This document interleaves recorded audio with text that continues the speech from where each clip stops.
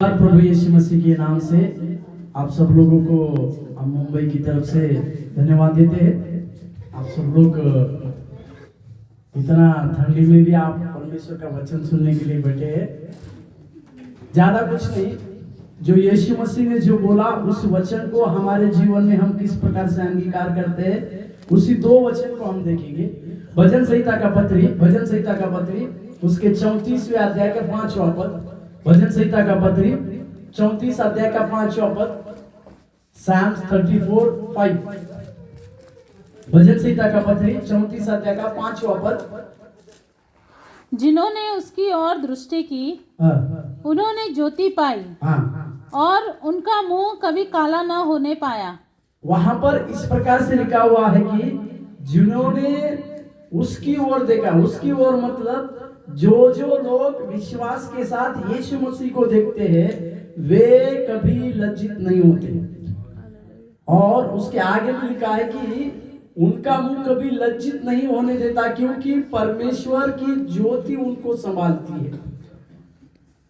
परमेश्वर की ओर देखने वाले किसी भी व्यक्ति को वो कहीं से भी परमेश्वर को पुकारे, जब वो पुकारता है परमेश्वर उसकी सुनता है और हमें कभी भी लज्जित होने नहीं देता है। हालेलुया। क्योंकि हमें परमेश्वर की उस ज्योति को परमेश्वर देता है। और एक जगह पे इस प्रकार से लिखा हुआ है, मत्ती का 5वां अध्याय का 13वां पद में, मत्ती रचित सुसमाचार उसके 5वें अध्याय के 13वें पद में ऐसा लिखा हुआ है, यीशु मसीह कहते हैं कि तुम जगत की ज्योति हो। हालेलुया। पहले हमने देखा कि जो उसकी ओर देखते हैं उनको वो ज्योति देता है। और यहाँ पर यीशु मसीह अपने पहले पहाड़ी उपदेश में इस प्रकार से कहते हैं कि तुम जगत की ज्योति हो।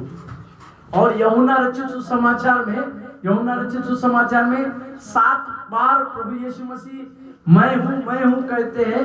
उसी में से एक बार यीशु मसीह ने कहा जगत की ज्योति मैं हूँ।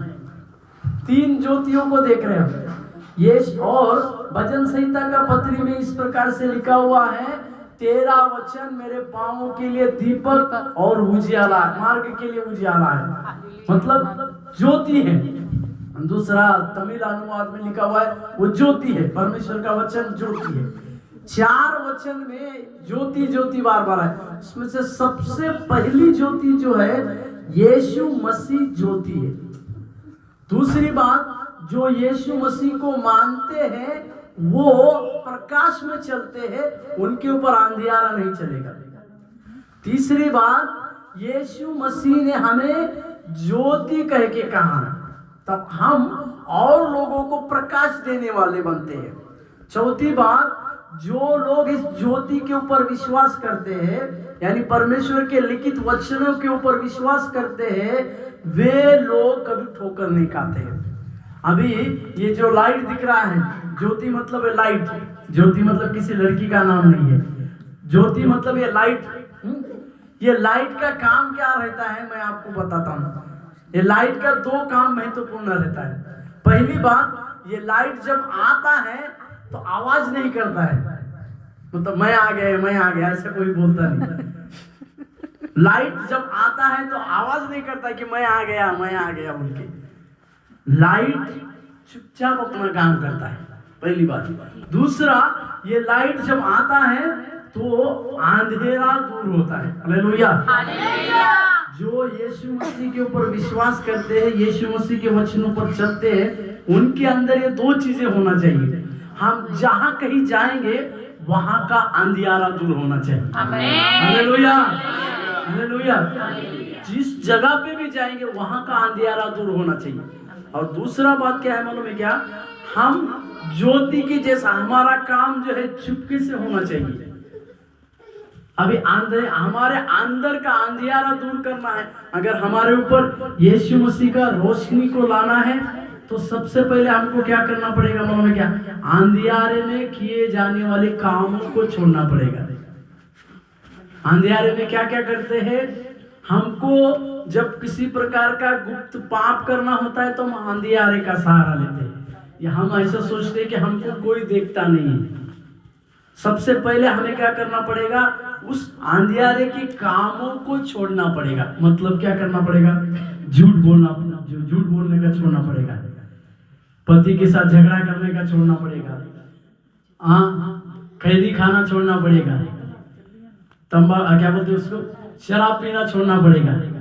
ये किधर के काम है? सब अंधियारे के काम है। उस समय हम क्या सोचते हैं कि हमें कोई नहीं देखता, पर बाइबल में लिखा है कि परमेश्वर की आंखें स्वर्ग से सबको देखती है।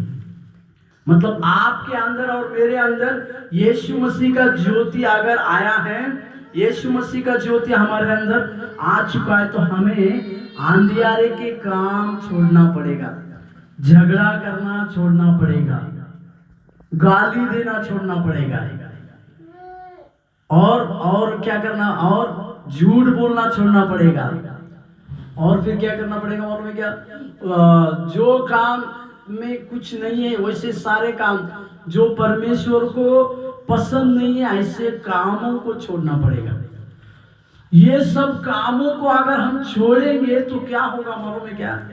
उसी मत्ती का 5वें अध्याय के 15वें वाक्य में ऐसा लिखा हुआ है, तुम्हारा उजियाला औरों के सामने चमके, ताकि तुम्हारे भले कामों को देखे तुम्हारा पिता जो स्वर्ग में उसकी महिमा करे। हालेलुया। हाँ, एक उदाहरण बोलता हूँ। हम यहाँ पर प्रचार कर रहे हैं और आपको थोड़ी देर के बाद हम अगर ऐसा करते हुए देखे आप, तो आप क्या बोलेंगे? ये डुप्लीकेट है ना? क्या बोलेंगे आप? हमारे बॉम्बे की वजह डुप्लीकेट है, क्योंकि माइक हाथ में आता है तो ही अच्छा रहता है। बाहर क्या कर रहे हैं? मतलब हमारा उजियाला औरों के सामने चमकना है तो भले काम करना पड़ेगा। भले काम मतलब क्या है मालूम है क्या? गलातियों की पत्री उसके 5वें अध्याय के 22वें पद में 9 प्रकार के फलों के बारे में दिया है। 9 प्रकार के फल, प्रेम, धीरज, शांति, भलाई, आनंद, ऐसे 9 प्रकार के बातों को वहां पर लिखा हुआ है। उस बातों में से हमारे अंदर एक उजियाले की बातें आना चाहिए। मतलब जैसे हम हैं वैसे ही औरों के सामने रिप्रेजेंट करना जरूरी है। मतलब हमारे अंदर के जो गुप्त पाप है, हमारे अंदर की जो बुराई की बातें हैं, वे सब छोड़ना पड़ेगा। तब यीशु मसीह की ज्योति आपके ऊपर और मेरे ऊपर आएगी। Hallelujah, hallelujah. क्योंकि और एक बात बोलता हूं मैं, ज्योति आने के बाद आपके अंदर का अंधियारा दूर जाना चाहिए। अंधियारा दूर जाना चाहिए मतलब जो अंधेरे में जो बातें थी वो निकल जाना चाहिए आपकी। इसी के लिए हम क्या कहते हैं मालूम है क्या? यीशु की रोशनी में जब हम चलते हैं, जैसा वो प्रकाशमान है उसी के अनुसार हमको भी चलना पड़ेगा। हालेलुया। इसके लिए हमारे पुरानी गलतियों को हमें छोड़ना पड़ेगा, पुराने बातों को छोड़ना पड़ेगा, पुराने स्वभाव को छोड़ना पड़ेगा, पुरानी सब बातों को दूर कर वो यीशु मसीह का स्वभाव को अपना कर आगे बढ़ना पड़ेगा। इसी को कहते हैं यीशु मसीह की ज्योति।